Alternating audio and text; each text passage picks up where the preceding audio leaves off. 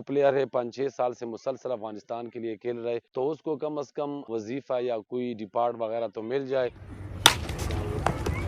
پشاور کے مختلف افغان پناہ گزین کیمپوں سے ضلع خیبر کے انہی میدان سے افغانستان کی یہ بیس بال کی ٹیم اب بین الاقوامی سطح پر افغانستان کی نمائندگی کر رہے ہیں۔ اسی بیس بال کی اکیڈمی میں انہوں نے پریکٹس سٹارٹ کی تھی، یہیں پہ وہ ٹریننگ حاصل کر رہے تھے اور اب بین الاقوامی سطح پہ مختلف مقابلوں میں انہوں نے شرکت کی ہے۔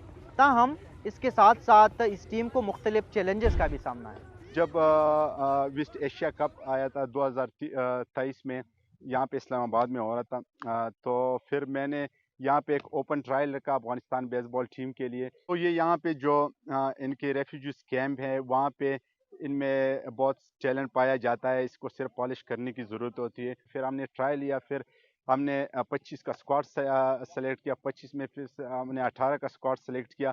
اس کے بعد پھر یہ لوگ عرب کلاسک کھیلنے گئے دبئی، پھر اسلام آباد میں انہوں نے پارٹیسپیٹ کیا ویسٹ ایشیا کپ میں، پھر لاسٹ ایئر انہوں نے ایران میں ویسٹ ایشیا کپ میں۔ یہ ریفیوجیز افغانستان جا رہے ہیں سارے، تو یہاں پہ جو ان کو تھوڑی بہت فیسلٹی مل رہی تھی گراؤنڈ کی، کوچز کی اور اکوپمنٹ کی، تو یہ پھر اگر وہاں پہ اپنے کنٹری میں جائیں گے تو یہ فیسلٹیز ان کے وہاں پہ اتنے نہیں ہوں گے۔ یہ یہاں پہ ٹریننگ کرتے ہیں، ان کی فیملیز یہاں پہ یہ باقاعدہ موو کرتے ہیں، ان کے کچھ ریلیٹیو وہاں پہ رہتے ہیں۔ پاکستان میں بھی 1-2 ایونٹ کر رہا تھا، اس لیے کہ میرا جو ہے ڈاکومنٹس افغانی تھا تو میں نے اتنے بڑی ایونٹ نہیں کھیلے۔